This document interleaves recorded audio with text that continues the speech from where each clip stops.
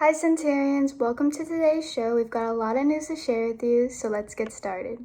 Hey Centurions, if you're not sure which classes to take next year, be sure to scan this QR code which provides links to more information on some of the classes that are offered at Cypress. Check regularly as the links and information will be updated throughout registration. You can also talk to your counselors or speak to the teachers of the classes offered if you have any questions. Thanks Centurions. Attention Centurions, we know this year may be still different and strange, but the yearbook staff is still putting together a high-quality book that highlights and captures the ways in which we are still carrying on despite the limitations of the pandemic. The price starts at $85 until March 19th, so get it as soon as possible. Scan the QR code to purchase.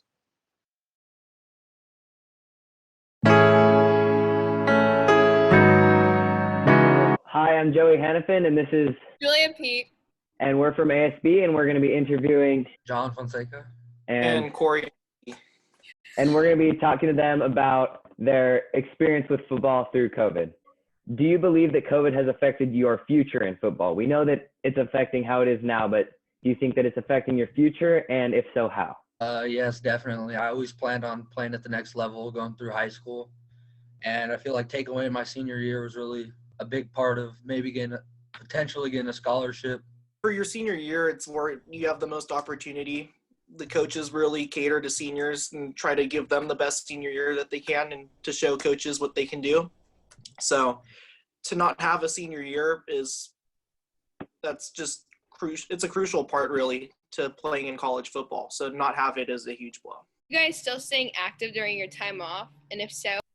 Yes. I've been going to the gym every day a lot lately. And outside of that, I go out and pick up basketball at all local parks and pretty much almost every other day. I go surfing every once in a while, so I guess that's how I get my exercise in. And yeah, I just surf and run and work out in my own time occasionally. So we know it's difficult, but how are you guys able to stay motivated through everything that's going on? It's hard because there's no really set time on like a season or even if we're having a season. So I just work hard and I'm on time, and hopefully there's the one date that comes up where we are able to play my senior year. Yeah, I'd say like the uncertainty is the hard part about it. Like it's one thing to prepare for something you know that's going to happen, and it's completely different to prepare for something that you know might not happen. We know that everything's been super limited for you guys, but how are the practices run for you guys that have been able to go? Yeah, well, practices pretty much when we were going, it was just conditioning, just straight running. Feldman was kicking our butts out there. And when we first started practicing, I was a little bit skeptical of if it would be safe or not, but we were obeying guidelines to the best of our ability. So it was a pretty comfortable and safe place to work out and practice, in my opinion. From these practices that you guys have been able to attend, is it still enjoyable for you guys? And do you think that it's worth it to go through all of this hard work, even if there might not be games? Is it worth it? I'd say yes, because you always want to work hard, but even like there's no, as I was saying, there's no date to where seasons can start. You never know. There might be just a certain date that may come out of nowhere, and you have to be up to your best. Yeah, for me, I just always look forward to practices because football's fun. So for me, it was more just something to look forward to out of the day. All right. Well, thank you guys for your time, and we wish you guys the best of luck, and hopefully that there will be a season and we'll all be able to watch you guys. What's up, guys? It's Mo, your junior ASB rep. Just wanted to go over some Centurion standouts for this week. Aaron Zeff, Jessica Stone, Mina Joseph, Alyssa Guevara, Andrea Pascasio, Brianna Patterson, Patrick Diem, Joanna Jackson, Michelle Nguyen, Annalena Allegri. Hey Janelle! Did you hear that ASB has something really cool planned? Well, what is it, Nat? Well, I can't tell you that yet, it's a secret. But all you need to know is that ASB needs help with a future project. What does ASB need our help with? We're searching for students and staff who can speak another language. Hey, I can speak another language. How do I sign up? You can find our Google form link in either your school email or in ASB's bio on Instagram. Or you could just scan our QR code. After signing up, ASB will reach out to you via email and give further instruction about what we're doing. Cool, I'll definitely make sure to sign up right now. Thank you so much, Centurions. We're looking forward to it.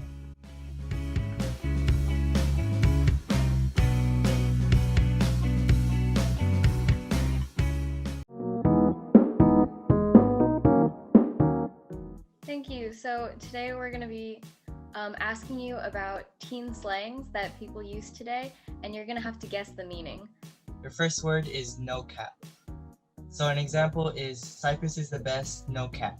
Okay, so my brain is going no capital, like no capital letter on Cypress, so it's like lowercase, or no cap as in there's no end to how awesome Cypress is. So I'm guessing one of the two. I'm gonna go with no cap, no top. So Cypress is the best of everything. No cap, so don't use capital letters. Don't yell at me. No cap? Yes. Like you don't have to capitalize your letters? That's pretty close. It means no lie. Cypress is amazing. There's no lie about it. Miss Espinoza is the weirdest teacher on campus, no cap. Yeah. Why don't you just say no lie? It's like that doesn't even take the same amount of time. What no cap means, basically it means like no lie. Like English is the easiest subject, like I'm not lying about that. Well, I got that wrong, no cap. Your second word is sus. What do you think the definition of sus is? It's like such, but for people who are too lazy to pronounce the whole thing. Red is sus. Oh, red is suspect.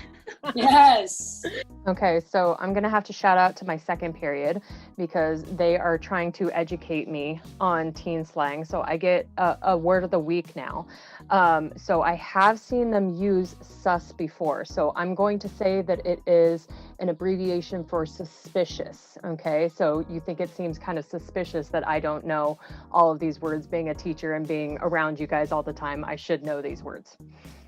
Yeah, you got it. That was a really good explanation too. A shortened version of suspicious or suspect. You're doing great. Don't worry. You're doing great. Awesome. Our next word is period. So here's an example. Cypress students are confident and gorgeous. Period. What do you think it would mean? The period is the end of the sentence. So we're done. We're done talking. It means like English classes, period 6. I think it's like the end of the statement, like just done. There's nothing else to add on. Like it's over. They're the best. That is exactly what it is. It's used at the end of the sentence to emphasize a point. You're doing really good. Oh my goodness. Cypress High School is the best school to teach at, period. So like, say someone like they did something good, you'd be like, period. Like it's kind of like you're praising them. Oh, okay, yeah. You're too nice to me. I did not get that one. But I like how you teach me. I mean, I feel like there's different interpretations of it, but that's definitely one of them. I feel like I'm going to be the best, like, coolest teen slang talker ever after this. Yes! That's all our words. You did amazing. Thank you so much. Do you have Very any good. last words that you want to say? I would like to thank my students for helping me understand teen lingo and hopefully preparing me for when my daughters grow up and start using that language pretty soon here. That's all we have for today. So thank you so much for joining us. We appreciate it.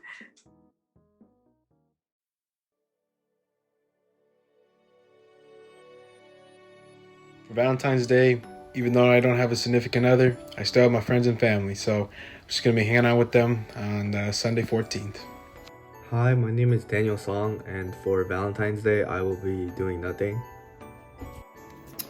For Valentine's Day, I am a raw presenter of Single Gang, and so because of that, for my Valentine's, I'm doing nothing. I'm gonna be in my room, watching TV, and playing video games.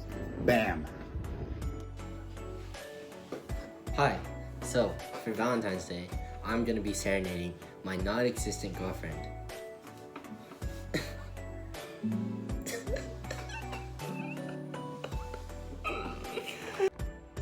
I've actually been planning a FaceTime date because we are not allowed to meet with one another physically.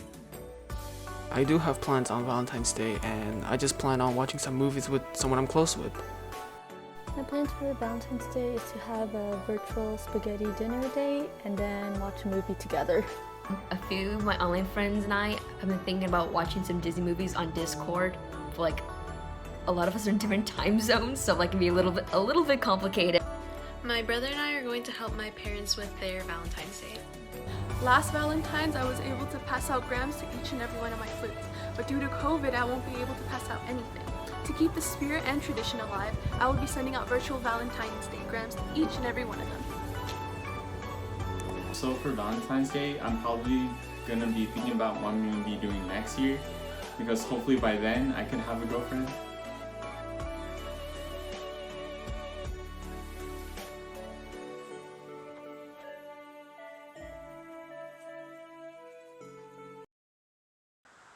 Good morning, Centurions. Dr. Hodson here, hoping that you enjoyed your 3-day weekend and got some well-needed rest. Just a couple announcements for this week. First off, we have open house on Wednesday evening.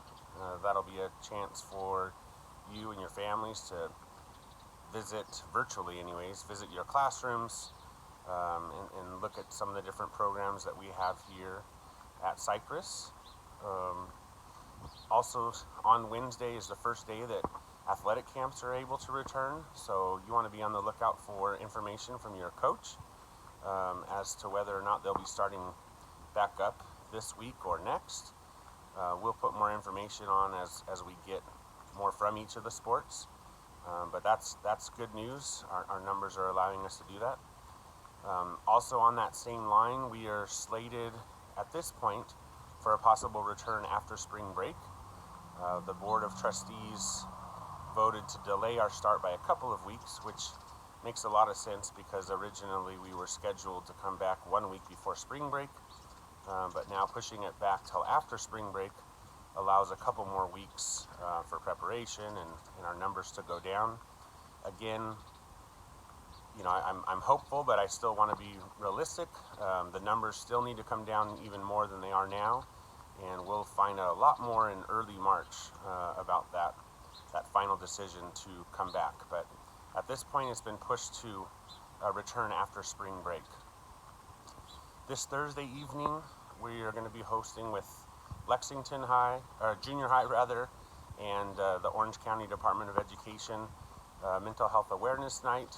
You know, I think it's obviously much needed, and we'll be doing that in conjunction with them. Lots of good information. On that note, just want to make sure that you guys are doing all that you can to keep an eye on each other, and you know, reaching out for you or your friends if you guys need anything at all. And then finally, this month is Black History Month, as you know, and each of the schools were assigned to make a video related to Black History Month.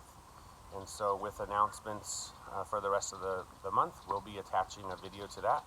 This week's video happens to be done by Cypress, our BSU. So enjoy that. Have a great rest of the week. And again, we'll see you soon. Blackness. Written in gold, paved in silver, and molded into those around us. Blackness. Our pride, our power, our poise. Our strength, our struggle, our sorrow. Blackness. Our integrity, our intelligence, our intelligence. Math, English, even science. Science. Or more importantly, biology. The study of our mind and the thoughts that occupy it. The study of the heart, the study of the living. Blackness. April 1st, 1940. What, whom, where, why? April 1st, 1940, submerged from the roots of Africa, arose as one of the keys to the future. God-fearing, born and raised, the winner of peace, born of God, one guardian Mathai, Blackness. Highest degree in life, first. First woman of her color, received the Nobel Prize of Peace. First to educate our Kenyan queens. East and Central Africa first. Scholar we say, with the highest honor, Blackness. Climbing through daggers of refusal, conquering the struggle for democracy. Planted trees of change and scattered seeds of hope. Growing voices of harmony, rapture green belt, a future of health and living virtue, rich in African soil. Blackness. Guardian angel, Wangari Maathai, protector of our environment, protector of our people, protector of our voices. Wangari Maathai. Born of God, mother of many, savior to all. Blackness. We all share one planet and are one humanity. There is no escaping this reality. By Wangari Maathai, Kenyan social, environmental, and political activist.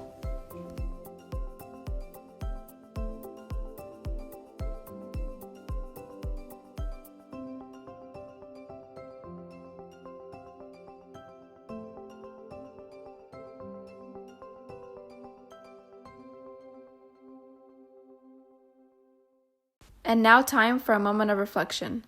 I've learned that people will forget what you said, people will forget what you did, but people will never forget how you made them feel. By Maya Angelou. And that ends our show. Thank you for watching, Centurions. Have a great day.